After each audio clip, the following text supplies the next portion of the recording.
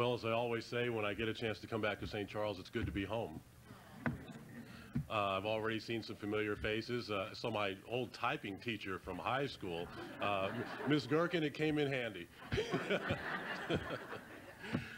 So this is what it's like to be up at 7 o'clock during the week, huh?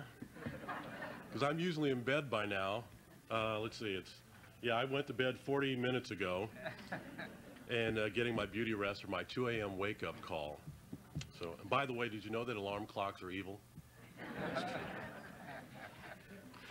Normally, I say no to speaking engagements on weeknights, but how often do you get to pay tribute to someone who's known you since you were born and who helped educate you?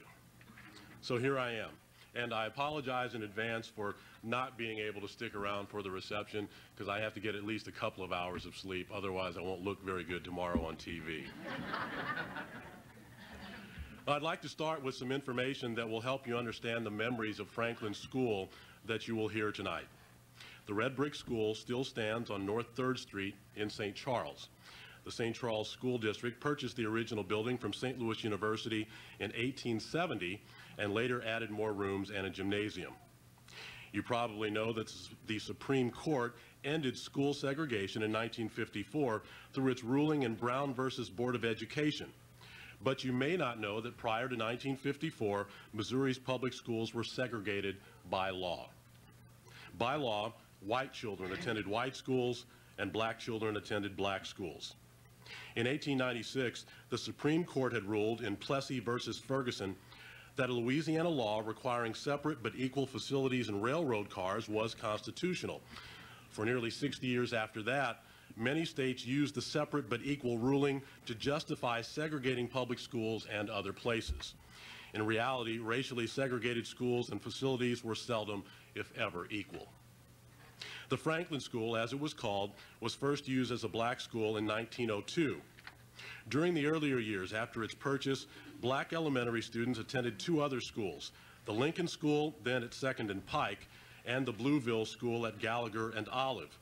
Blueville was closed in 1897. Lincoln then became so overcrowded that in 1902, the district sent half of Lincoln students to Franklin. At that time, Franklin had only grades 1 through 8.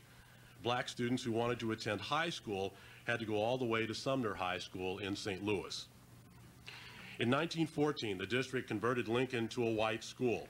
From then until the schools were integrated, all black students who attended school in St. Charles went to Franklin. In 1921, following a recommendation by the state superintendent of schools, 2 years of high school classes were added to Franklin's curriculum. In 1930, a third year was added, and in 1932, Franklin became a 4-year school. Black students from St. Charles, Lincoln, and Warren counties began traveling long distances to attend Franklin High School. For 2 years, student Tommy White of O'Fallon, who planned to be here tonight, picked up 5 other students in O'Fallon and Wentzville each day in his father's Model T Ford. Later, as more students needed transportation from outlying areas, a bus originating in Warrenton made early morning stops in Wright City, Forestell, Wentzville, and O'Fallon. Students arrived at the bus stops from towns as far as Troy for round trips of 60 to 80 miles. On May 17, 1954, the Supreme Court ruled in Brown versus Board of Education that separate schools are inherently unequal and therefore illegal. In September of 1954, the district integrated its elementary schools. In June of 1955, Franklin High School held its last graduation. In September of 1955, Franklin students began attending St. Charles High School. Well, my memories of Melvin Washington are as a role model. Now, when I was going through school, most of the teachers and administrators were white. I rarely saw anyone in charge who looked like me. Observing Mr. Washington told me, don't be afraid to dream of success. It told me I could be a teacher, or a principal, or a superintendent. He was smart, he was professional, he was someone to emulate. Obviously, I chose a different path in education, but I never underestimate the importance of role models and mentors. He always encouraged me, kept up with what I was doing in school. So I owe some of my success to Melvin and Francis Washington for taking an interest in my future. Melvin Washington has spent most of his 90 years helping young people. He attended Franklin School and earned his BS in Math and Education from Lincoln University in 1937, and he returned to Franklin to teach.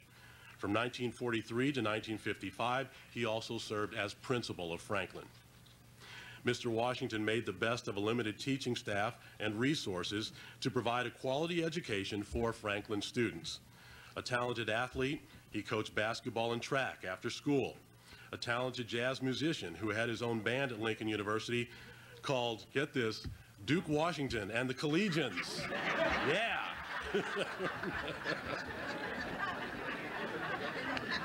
Now, I didn't know that. He taught Franklin students to play trumpet and tuba during lunch hour. And we hope that he'll tell you about the 4 state championships that Franklin won during the 1940s and about Franklin's marching band and drill team. After the schools integrated, Mr. Washington taught math at St. Charles High School for 10 years. In 1965, he became assistant principal at Hardin Middle School. He had earned his MA from Lincoln in 1953, and in 1968, he earned a specialist degree in education administration from SIU Edwardsville. In 1970, he became principal at Jefferson 7th Grade Center. Before retiring in 1977, he served as the district's interim superintendent in 1976. Mr. Washington continued to serve St. Charles as a school board member from 1979 through 1985, and he has held leadership positions in numerous organizations. In 2001, the St. Charles Chamber of Commerce named him Citizen of the Year for his lifetime of service to St. Charles. Mr. Washington and his wife Frances have been married 64 years. They have 1 daughter, Melva, 2 grandchildren, and 2 great-grandchildren. Ladies and gentlemen, please welcome a dedicated educator who has touched the lives of countless young people and at least one not-so-young master of ceremonies, Mr. Melvin Washington.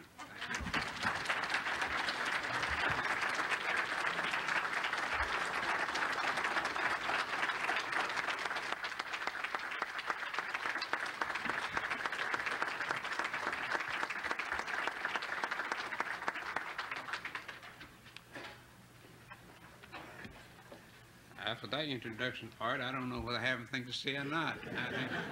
I think you've said it all. You might hear some of the same thing that he said, but I will sort of change courses a little bit.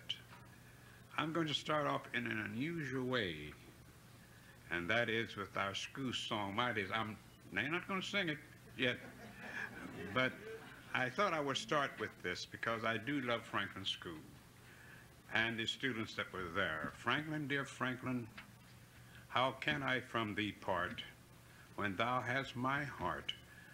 Franklin, believe. Thou hast this soul of mine so closely bound to thine. None other shall I praise save thee alone. This was our school song in the 30s and is still recognized by Franklin High School Reunion Association. After the Civil War, many blacks moved to St. Charles County. According to Eric Lincoln, the author of the Negro Pilgrimage in America, Congress passed the 13th Amendment to the Constitution in 1865, abolishing slavery in America. This was the beginning of a long struggle for blacks to be accepted readily, socially, and/or otherwise.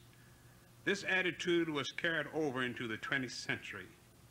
Fear of race mixing became very strong. Many whites became very prejudiced toward the blacks. In 1868, the United States ratified the 14th Amendment, making the Negro an American citizen. These 2 amendments helped to create so much chaos that educating the blacks became somewhat of a problem. Segregation and discrimination became a part of our lives. Our public schools are segregated in St. Charles until 1954 and 55. Art has already said the Plessy versus Ferguson decision, 8-1 decision, out of that came separate but equal. That was not the truth. There's no way you could compare St. Charles High School with Franklin School. I would like comparing a Cadillac with a Volkswagen. Before presenting facts about Franklin High School creation, you should learn something about its elementary school, because we were in the same building. And if any of you had an experience of trying to carry on an elementary school and a high school in the same building, don't try it. In 1867, the first official enumeration reported 160 black children. That's more children we had in the 20th century. The same year, 77 Negro students enrolled in the St. Charles school system. In 1871, the Negro school population was divided between African Methodist Church, which was called Lincoln later on, and the Bluefield School. I'm sure some of you know that. Those students living north of Clark Street attended the Bluefield School on Olive and Gallagher in St. Charles, Missouri. Students living south of Clark Street attended the African Church on 2nd and Pike. Students in 1857, the Bluefield School was abandoned, and my dad went to that school. That's quite old. African Church on 2nd and Pike Street. In 1914, rather, all blacks enrolled in Franklin School. The school had 8 grades, and this is something perhaps you don't know. My teachers there were overworked and overpaid. I can say that now because you can't fire me. The beginning of high school classes, for instance, going to the 20th century, the first one teacher, room 1 teacher, 3 grades. Room 2, 1 teacher, 3 grades. Room 3, 1 teacher, 2 grades, coach and physical education. Now, if that's not working, you let me know. I'm sure Dr. Brown would know about that. I would know about it. I taught at Pond Fort right out of high school. I did not know what I was doing. My sister came to my rescue. I liked it. 8 months of school. I made a big salary of $45 per month. Yes, that's true. And after spending 4 years in college and came back, I increased my pay by $30. In 1921, in the beginning of high school classes, according to the 100 year of black education by Mr. Stephen Blackhurst, the Secretary of the Board of Education, I think Art said this, Sam Baker, State Superintendent of Schools, recommended 2 years of high school should be offered. Presumably, Professor Milton May was appointed principal of Franklin High School, possibly in 1921. I want to explain something here in a minute. In June 1922, Clarence Shelton was the first and only graduate of Franklin High School. Now, that's where I want to explain something. Somewhere down the line, he must have gone to high school in another place. But Clarence Shelton was the first graduate of Franklin High School, and he went to Winston University, Laboratory High School in Windori, Kansas. He enrolled in the graduate school, I think in the school in our way. He became the black first local graduate with a degree in law. And before he could exercise that experience, that knowledge, he was killed in an accident coming from a homecoming from Jefferson City, Missouri in October 1934. Unfortunately, Carl Connors, another teacher at Franklin School, was killed in that same accident. So you can see what devastating situation that the principal of Franklin School, Mr. Clinton, had to overcome. After 1922, graduating class, all students finishing 2 years of high school, I told you this, had to enroll in other schools in St. Louis and Lincoln University and at Western University if it were present. By 1930, the third year was entered. At the fall of 1931, 4 of us enrolled in Sumner High School in St. Louis, Missouri. We had to ride the streetcar from St. Charles to Wellston, to Pendleton and Easton, walk 7 blocks and return the same route, 52 miles round trip a day. Then Mrs. Vanetta Jackson took us to Sumner in her car, but we rode the streetcar back to St. Charles. After several months, the school district hired Mr. Bradford to take us to Sumner High School one way, but we still had to ride the streetcar back. During the 1932-33 school year, the board approved a 4th year at Franklin High School. When Franklin became a 4-year high school, a consolidated district was formed, including St. Charles, Warren County, and Lincoln County. And Art just got through saying, and I just talked to White. He was one of the first bus drivers, and Mr. Luckett was the other one. And then the school board hired the St. Charles Transit Company after that. But this was very important. How was this school organized? The superintendent of St. Charles, Mr. Stephen Blackhurst, and the superintendents in Warren County and Lincoln County got together and decided that they should cooperate and start the first consolidated black high school in St. Charles. In order to enroll these students, the principal and the bus driver for the St. Charles Transit Company would travel to the homes of new students and register them. This gave us the opportunity to communicate with the parents, re-register the other students at Franklin School. I understand tonight, I talked to a young man named Tommy White, and Art brought this out, that he was one of the first drivers. And there was another one, Mr. Turk Luckett, before the transit company got started. But you have to remember one thing. These students, I love them so. Some of them traveled 80+ miles around trip to finish a high school education. This should not have happened under any circumstances. They had some of the best attendance we had at Franklin School. Courteous, smart, sharp, and the teachers got along very well with them. They were intelligent. This unit made it possible for hundreds of black students to obtain a high school education. Most of these students were successful in their endeavors. Some continued with their education and became practical nurses. And listen to this, 2 of them became registered nurses, professional athletes, business persons. Some of these are present in the house tonight. Bail bondsmen, ministers. Say, we had it all. Many of the graduates became involved in community affairs and politics in their respective communities. Also, there are some memories. I do not have time to cover all of these. I could talk for the next 2 hours.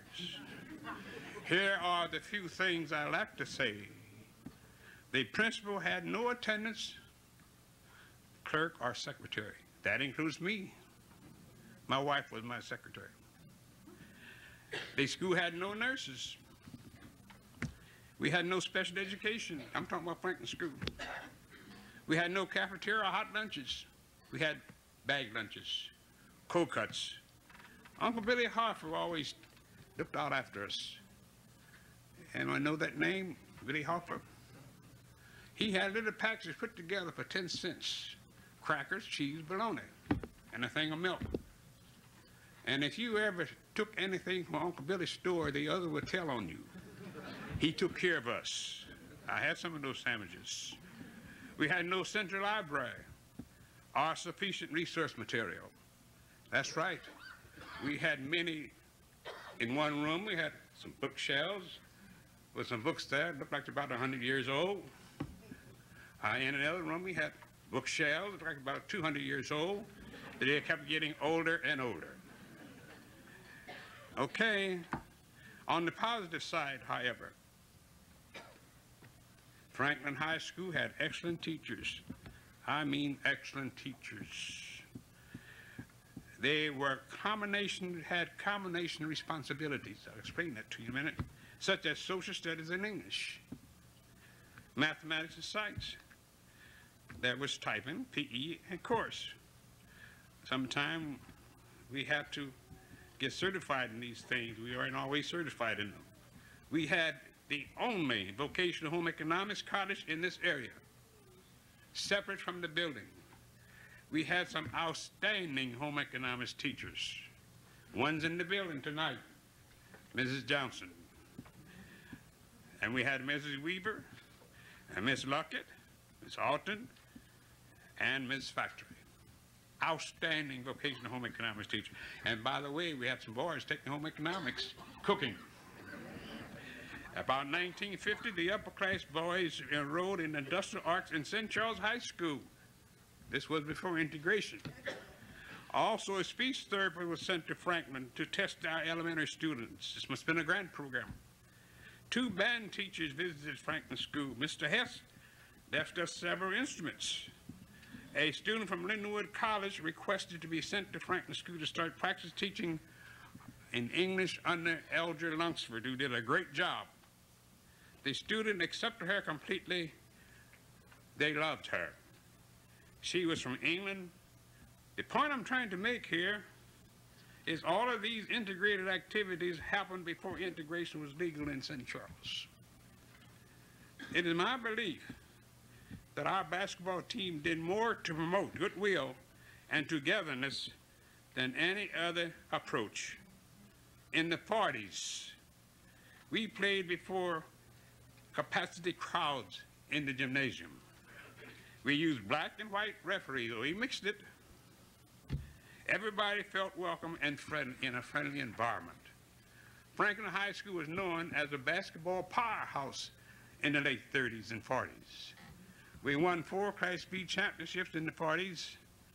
Our team was selected to represent the black high schools in the state of Missouri, all of the black high schools, in the National Basketball Tournament in Durham, North Carolina. How's my time coming?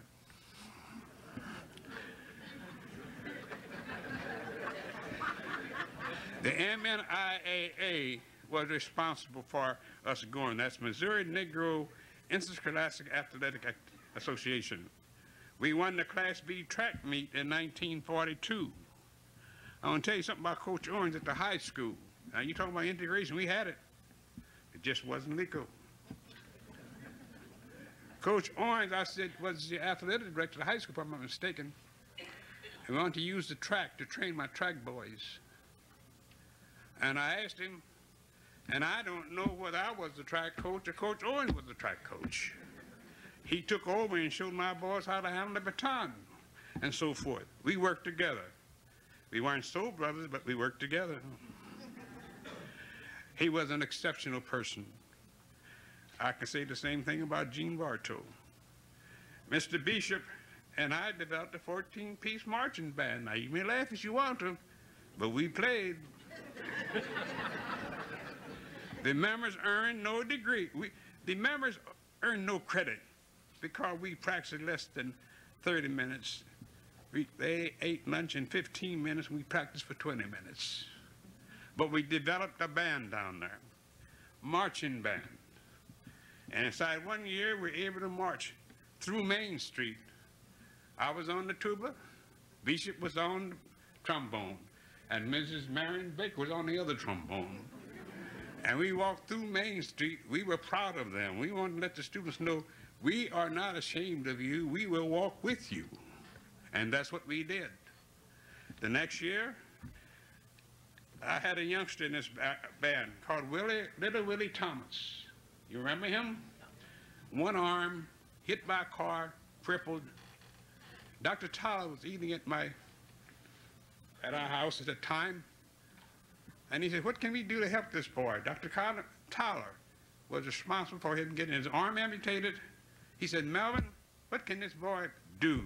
He will not be able to work. I said, he has a lips like Louis Armstrong. And he looks something like Louis Armstrong. I think I can teach him to blow a trumpet. I taught him to blow a trumpet, and he outplayed me in a couple of years. This guy ended up playing with Albert King, the brother of B.B. King. He went to college on a handicap scholarship. He stayed there for 3 years. He learned how to write music. He came back and made his living blowing the trumpet. I want you to hear that story. There is another story. I had a youngster at school. He was very clever. I taught math. And he was trying his best to keep the money that his dad gave him to buy a geometry book. And he would use my geometry book. And something looked suspicious to me. So I asked his father, I said, can you afford to buy your son a book? He said, Mel, I gave him money to buy that book 2 months ago. So I got him in school the next day. I said, I want to have a talk with you. Where's the money your father gave you to buy the geometry book? You don't use my book anymore. He came up with the book the next day. He's still living.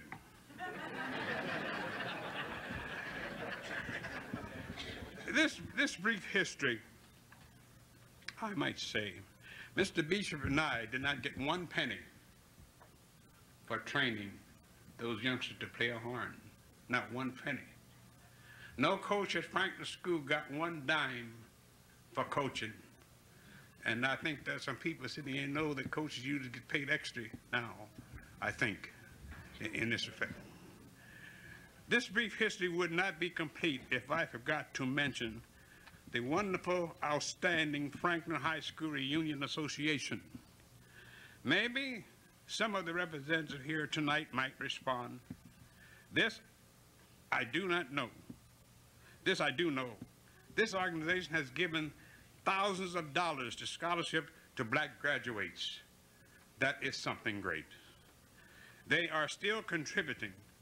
Even though Franklin School does not exist anymore, it is amazing that such a small high school produced such outstanding students.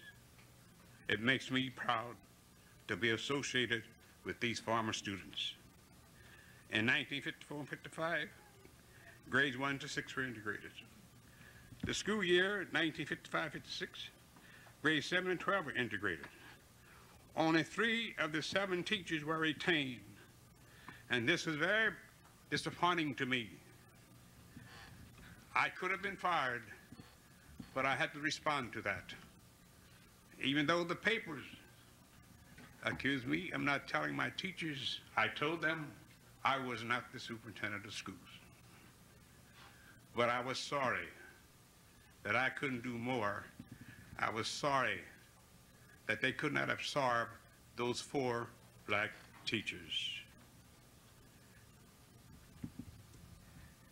On June the 2nd, 1955, the last graduating exercise was held at Franklin School. It was emotional. Just a few dry eyes were noticeable. The gymnasium was filled, and guess who directed the orchestra, the chorus? One of the former graduates, Rose Lavinia Palmer, a double major and a graduate of Franklin School, but she was not able to get a job after we integrated.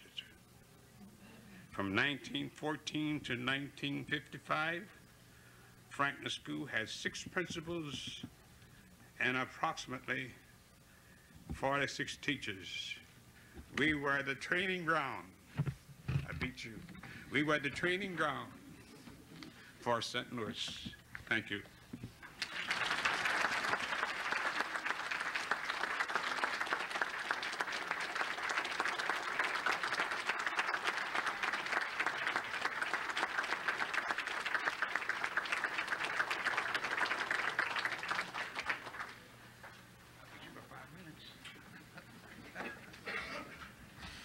Thank you, Mr. Washington.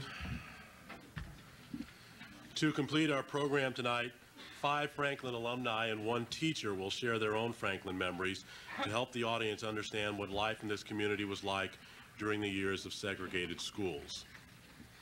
Although all of them have many memories, they will speak only briefly tonight. At the reception that follows the program, though, you can talk to tonight's speakers and the many other Franklin alumni who are here, as well as enjoy some delicious food.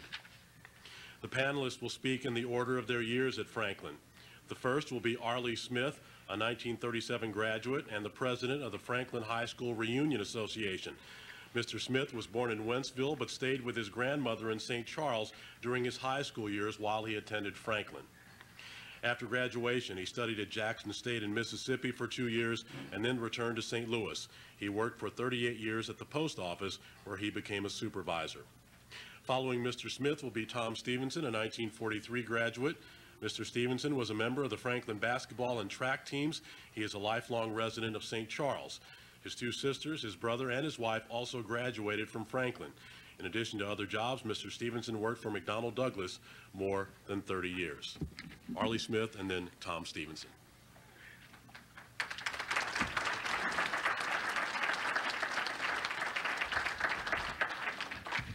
Good afternoon. I will attempt to bring some memories of my years attending Franklin High School. My favorite person was Mr. J.E. Clinton. He was a principal of music and English teacher. He was also there was Mr. William Connors. He was our science teacher and also basketball coach. The thing that stand out most in my mind that really showed us interest in everyone. They would listen to our problems, but more important, they would advise us the best way to solve the issue. These and other dedicated teachers had one goal in mind, and that's to ensure that the graduates were fully prepared to advance after graduation and succeed in whatever task they confronted them. The class of 1937 was a total of 6 students, 5 boys and 1 girl. 3 of them are now deceased. After graduation, we thought that most of us would never be in contact again because of going to various schools. Years later, the Franklin High School Union was formed and gave us a chance to meet annually. That was a great idea that continued until today. During our scholarship award banquet each year, it's on the first Friday in August each year. We give away scholarships and we have a banquet. Also, on the Sunday following, we attend a fellowship at one of the members' churches. That gives us a chance to let us know that some of us are yet here together. So then, I thank you. Amen.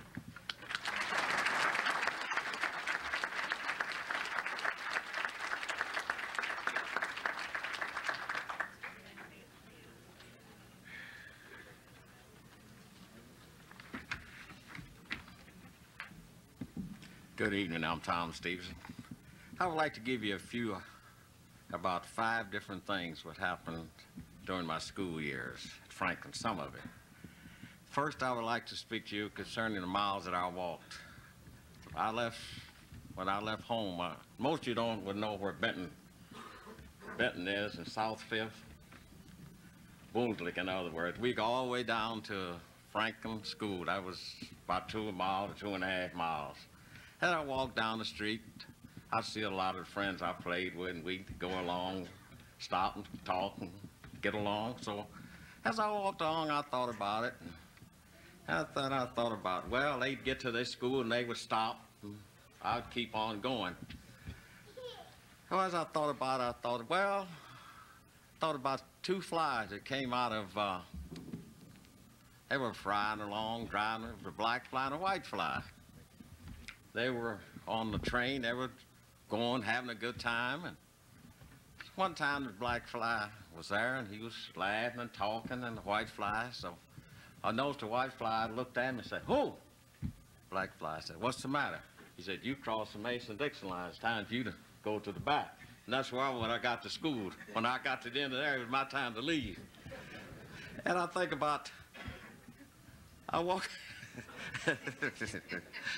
for 20, well, I walked 1 week, I walked 20 miles a week. During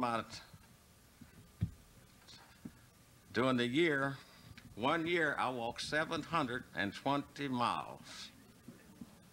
After 12 years of high school, I walked 8,640 miles. And that's not talking about the track and all that Mr. Warren run us on the basketball court. That was just all of that. And then my dad said to me, how come your shoes is wearing out? We didn't have any money. If you saw, like people say, we're too poor. We were P.O. We couldn't afford the O.P. I mean, the R.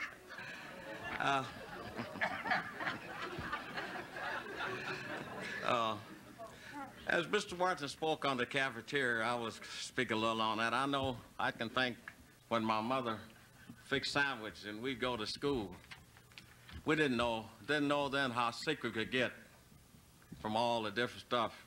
We had our lunch, we'd put in a desk, we'd sit like this and sit in there and we'd stay all day.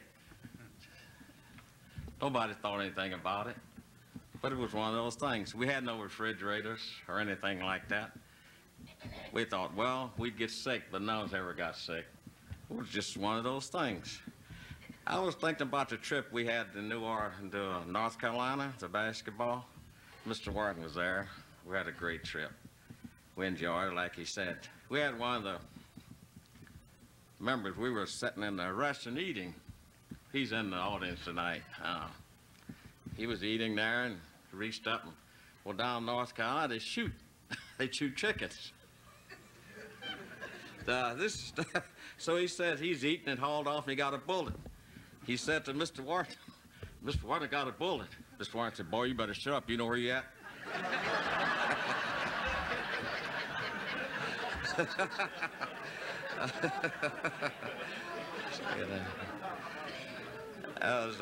Well, speaking concerning our books we had books. We had secondhand books. We'd go around and look for our books, and we had go up here to John Doe to find a book, or go here, and we didn't have any books. No one bought us books, and Mr. Warner said you had to buy your own books, or else you didn't have any those days. And I'd like to say,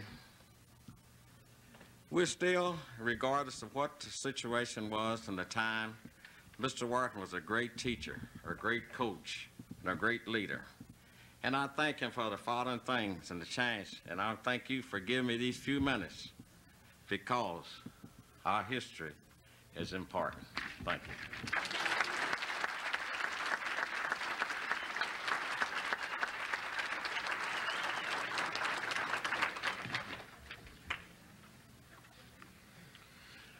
Our next panelist will be Doll Esther Boyd, class of 1944, who was the organizer and first president of the Franklin Alumni Association. Mrs. Boyd grew up in St. Charles and moved to St. Louis in the late 70s to be closer to work. She spent most of her career from 1960 to 1993 at Annie Malone Family and Children's Services, working first as what she calls a jack of all trades and later as director of public relations. Doll Esther Boyd.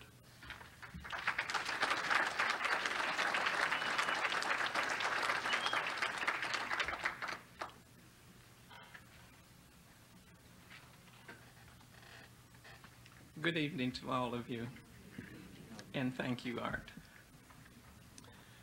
When I first received the message from Mrs. Harrison several months ago that we were going to be talking about memories of Franklin High School, I began reminiscing at that time, not only of Franklin High School, but of the 12 years I spent in that building. 3 years in grade school, 3 classrooms in grade school through the 8th grade. And then through the high school, there were 3 more classrooms for us. I really want to call them buildings, forgive me, because they were just rooms. But it was all in one building. That had a great impact on my life. So looking back over my life, these are my memories of Franklin School. We had many exciting subjects in that high school. And now every time I vote, I know what I'm doing because I know about amendments, and I know about everything in voting because of the civics and the citizenship courses that I was allowed to take at Franklin. It was a great preparation for us. We had homemaking classes, and that prepared us for being a very good homemaker, which I was proud of myself in those earlier days. I don't do anything now. We had related art, which helped me very much through the years to coordinate colors and to decorate in my home. We had related science, which was science as related to the body. It helped me understand my body then and now from the subjects that I had in related science. I never will forget the drama and the acting for the plays and the operettas that we had for closing school exercises. It was interesting, it was challenging, it was sometimes hilarious, but it was a great experience. All through our teachers that Mr. Washington has just mentioned. Wasn't any credits for this, but this prepared us for many, many things. And oh yes, singing in the chorus and the choir. Now the rehearsal's trying to get us to stay in tune. I thought I was a first soprano. He said I was a second soprano. They had to put somebody on both sides of me that was a soprano to get me to sing soprano. I sung whatever my ear heard. It sounded good to us.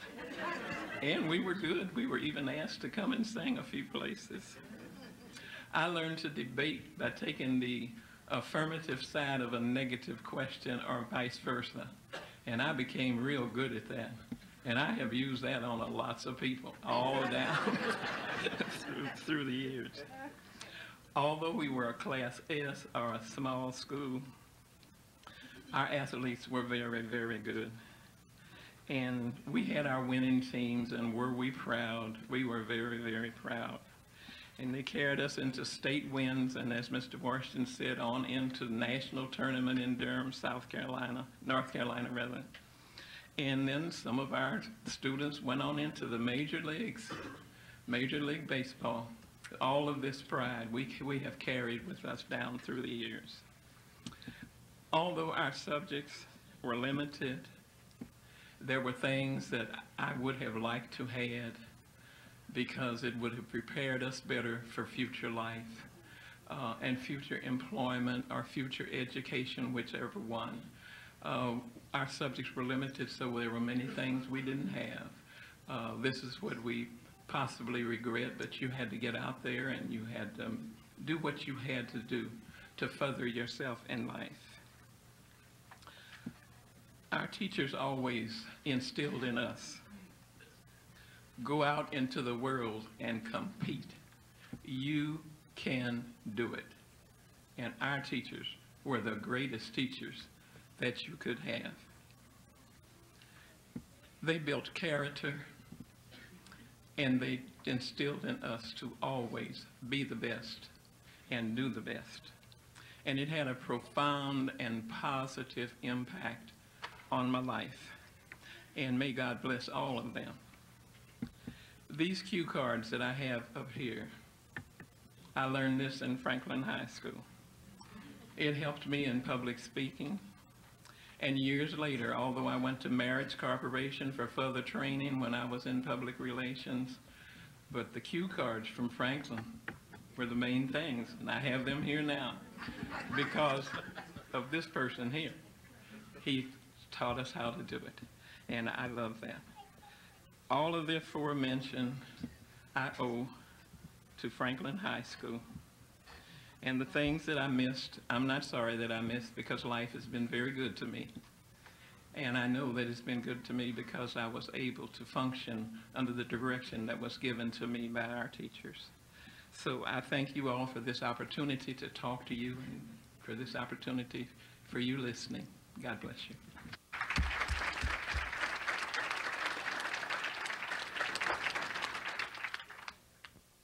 In 1946. For many years, Mrs. Johnson's father-in-law drove the bus that picked up Franklin students from outlying districts. Phyllis Johnson.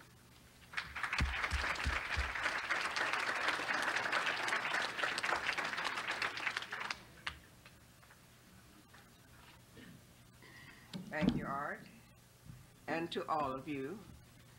Mr. Washington, you know, I met Mr. Washington when I was in high school and he was in college at Lincoln.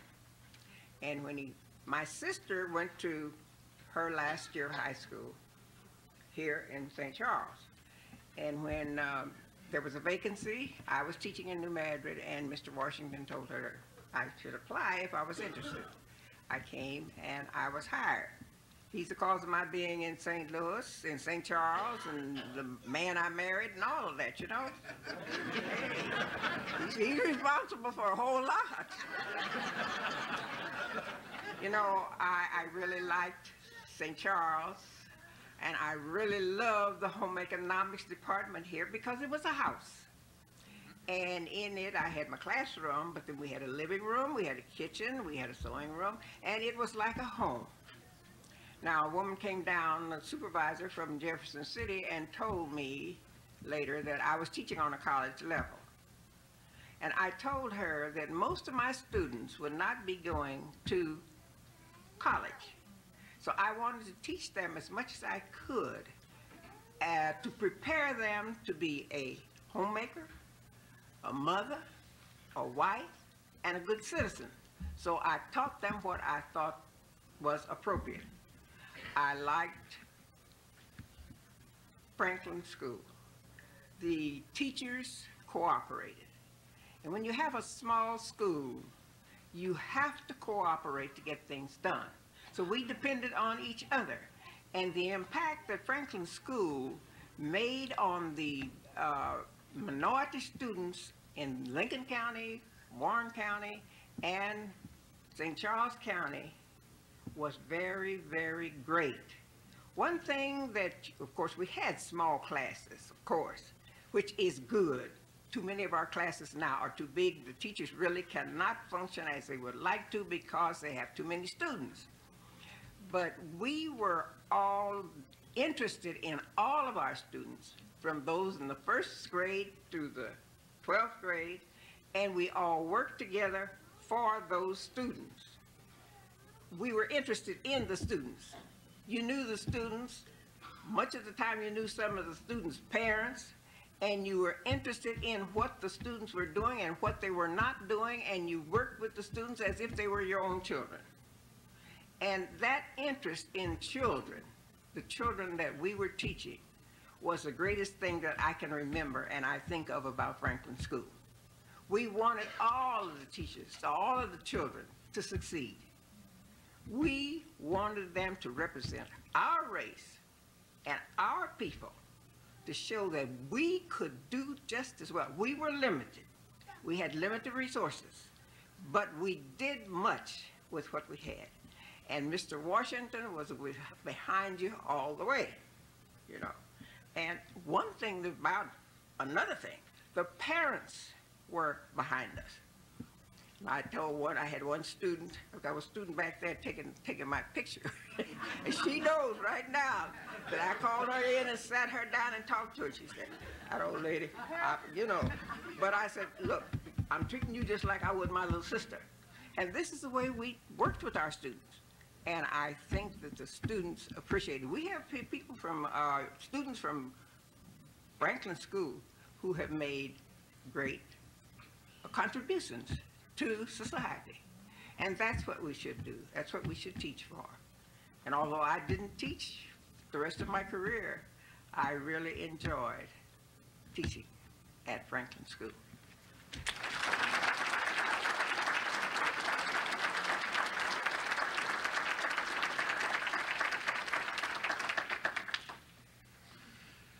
Our fifth panelist will be Mary Stevenson, class of 1947. Mrs. Stevenson, wife of panelist Tom Stevenson, was born near St. Paul, Missouri. Black children in that rural area alternated between attending grade school in her family's home one year and another child's home the next. When she finished grade school, Mrs. Stevenson's family built a 3-room house in O'Fallon so that she could walk to the O'Fallon bus stop for Franklin students. She later worked at Lindenwood College and McDonnell Douglas. Mary Stevenson.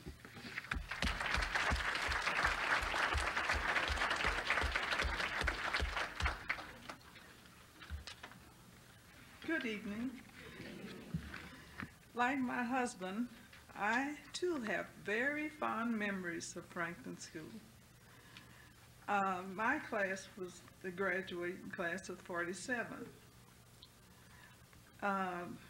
There are so many memories to share about my experience that that's not enough time to talk about. I rode the bus from O'Fallon, and during my school years, I also worked. I had a job taking care of 3 children, stayed in the home, get them off to school, and then myself. My favorite subject in school was literature. I also loved to read. During that time, we did not have electricity. I had to study by lamplight. I also enjoyed home economics, where we learned how to cook and sew. Home economics building was next door to the school, and as Ms. Johnson said, she was an excellent teacher. We could learn to cook and sew, and I made my first pinafore apron. Can't sew now, though.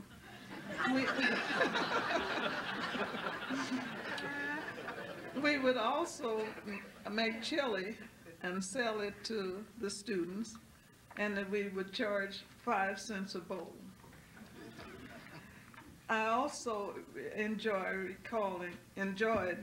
being a part of Franklin School's drill team. Mrs. Bertiana Moore was our teacher. She taught us how to wrap what was called the maypole, and it was a lot of fun. There were 23 students that started off in our class, a total of 13 graduates. After graduation, I believe I cried for an entire year because I couldn't go to college. Not only did I not have enough money for college, I could no longer afford the bus fare to get back and forth from St. Charles. My grandparents had helped take care of me during my school years, and they were now ill and needed me to care for them. There was no extra money to continue my education.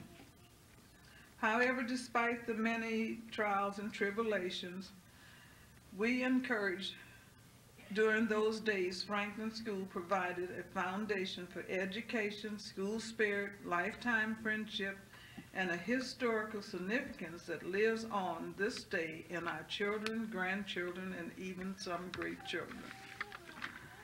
There is a poem written by Paul Laurence Dunbar entitled Brown Baby, and the words, I believe, capture the essence of what Franklin School provided, not only for me as a student there, but for all of us at the time. It goes something like this.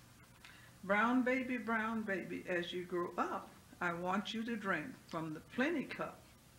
I want you to stand tall and proud. I want you to speak up clear and loud. Brown baby, heaven rolled by. I want you to go with your head held high. I want you to live by the justice code. I want you to walk down Freedom Road. And when I look at the last part of this poem, I can't help but think of my own children and my grandchildren. The word goes something like this. Brown baby, it makes me glad when you have things that I never had. God bless and thank you.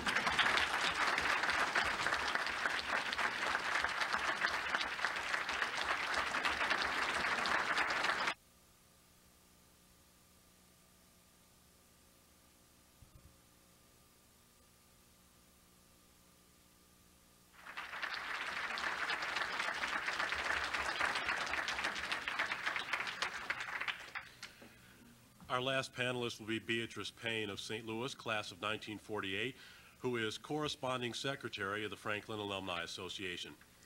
During her junior year, Mrs. Payne's class produced Franklin's only yearbook, which they made for the senior class. She remembers selling ads to St. Charles businesses to raise money for the yearbook. You can see the yearbook at the reception that follows this program. It was hand-scripted and illustrated by a Franklin graduate, the late Reverend Jesse Watts. Beatrice Payne.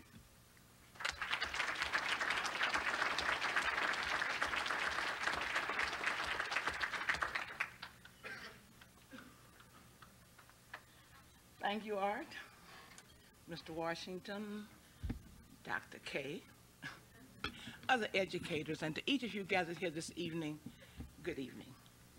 I am honored to be here. I was very pleased when I was called to be a part of this program, and you have honored us with your presence. I grew up in St. Charles, went from the first grade through the 12th grade at Franklin School. My first grade teacher was Dorothy Settles. And I didn't want to go to school. I wanted to stay home. And Raymond Kemp, who was a classmate of mine, and Robert Holmes, who was my and now deceased. Robert used to pull my hair. But I wouldn't tell anybody who pulled my hair. I just sit there and cry. So finally I got over that. But we had good teachers at Franklin, teachers who were dedicated to us, dedicated to the fact that we should get an education. From Miss Settles in the first grade, Mrs. Bertiana Washington Moore, who taught the 3rd through the 5th. I had 3 teachers at the 6th, 7th, and 8th grade because they moved. The 6th grade, Miss Henderson, Mrs. Hall, and we went to high school.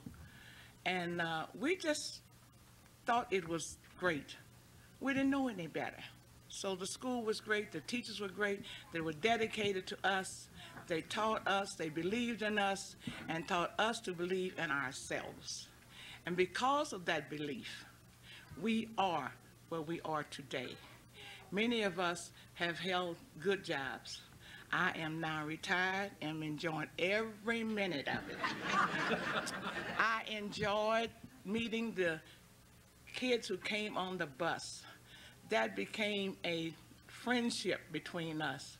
I met Mary, who later on became my sister-in-law. She was riding the bus.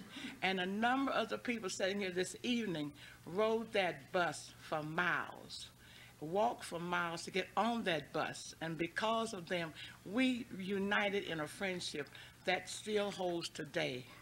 And it's just so many memories of Franklin that it would take too long to even start to talk about it.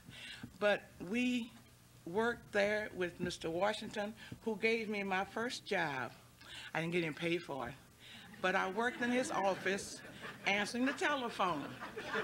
And because of that affiliation with the school, I ended up being a receptionist for a radio station in St. Louis when I moved to St. Louis. Mrs. Johnson, who is now Mercedes to me, tried to teach me how to sew. That didn't work either. I sewed that dress, took it apart so many times. The Mercy said, forget it, B, you're not gonna make it, you know. To this day, I still can't sew. But I went on, and because of my teachers, because of the background, and because of the dedication, I was able to go to work for the state of Missouri as a social worker. Remained there for 26 years and retired in 1995. It has been a pleasure being a part of Franklin School, and memories there that we will just never, ever forget. As my brother, we call him Steve now, we walked to school when my dad didn't take us. And I don't know how far it was. I counted blocks, and we walked and we played and stopped at the stores and bought potato chips and things in the evening coming home. And but it was fun, and we never really realized, I don't think, that we were really segregated. That was not drilled in our heads that we were segregated. We played together. When school was out in the evening, I had kids there on 5th Street that I played with. The Brinkmans, the Angles. Mr. Angle ended up being a councilman here in St. Charles years ago. His children I played with. And So we always got along. There was not the problems that a lot of people encountered in other cities. And because we grew up among the Caucasian race, we found it less difficult to integrate when integration came. And I am just grateful for the friendships that I made through those children who came on that bus. It was only 9 of us in my graduating class, 2 girls and 7 boys. And 3 are deceased out of that group now. And, we did what we had to do. We learned what we had to learn. And because these people were dedicated to getting us an education, a lot of us were able to make it in our jobs, to our careers. As I said before, my years at Franklin will always be very, very fond memories. And because of the association with other members of the St. Charles community as I was growing up, before I moved to St. Louis, I am dedicated to a lot of people in St. Charles for some of the things that they did for me and my family when we were growing up. So to you, I say God bless you in your many endeavors. May the St. Charles District School System succeed, and may you always be blessed with good educators. Thank you.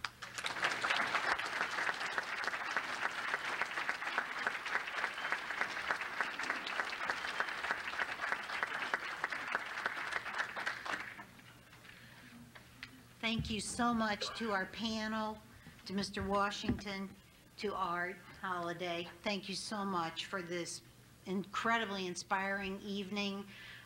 Any of us that are teachers, if you don't have your soul rejuvenated after tonight, I don't know what it would take to do that. So thank you so much for sharing your stories. To our students that have performed for us tonight, a special thank you.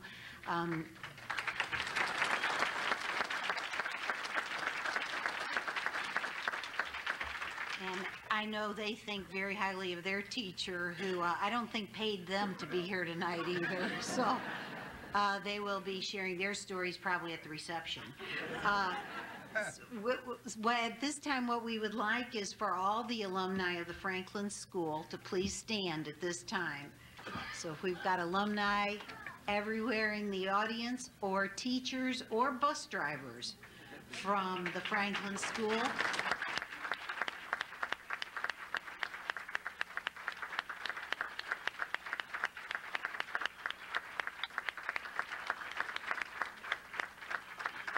Well, before the students sit down, at this time, we are going to sing the Franklin School song. And I believe our jazz band is going to assist us, or Mr. Washington will lead us in this song. Try it. I'll have to sing it for myself.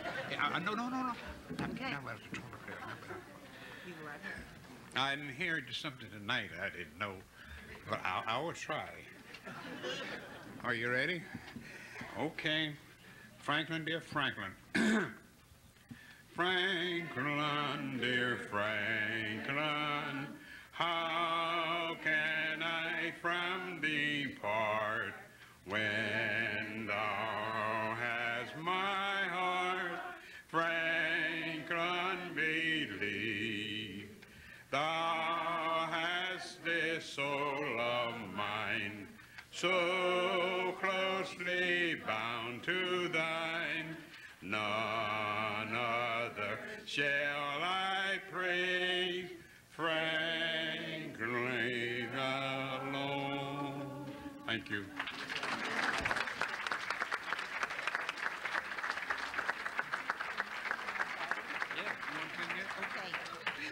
And we have one other special event that we're going to have before we go to our reception, and that is inside your programs.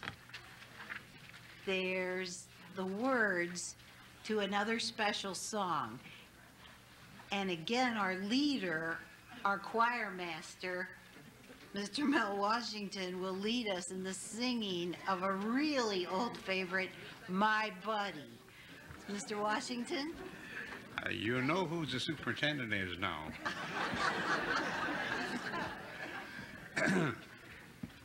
I need some help now. Nights are long since you went away. I think about you all through the day. My buddy, my buddy, nobody quite so true. I missed your voice, the touch of your hand. I long to know that you'll understand. My buddy, your buddy misses you.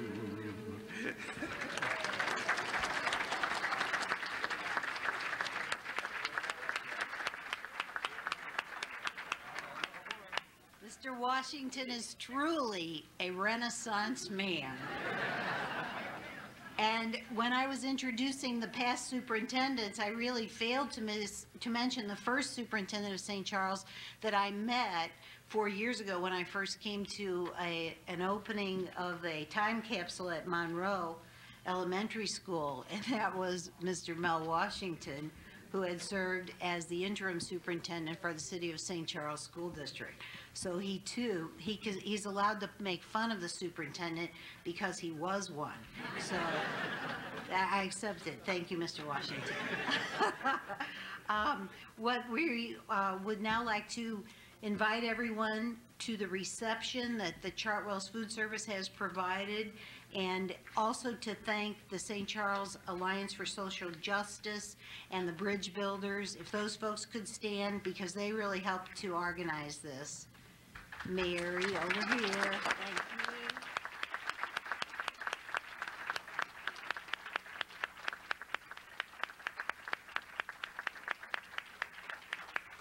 So without further ado, we would invite all the buddies, please, to go right through this room, right in through these doors over here, and we will have, I think we first should have the panelists and the alumni to go into the reception first, where we will have more music. So otherwise they may not make it in there. Shall we do that? Yes, ma'am. Thank you, and thanks everyone very much.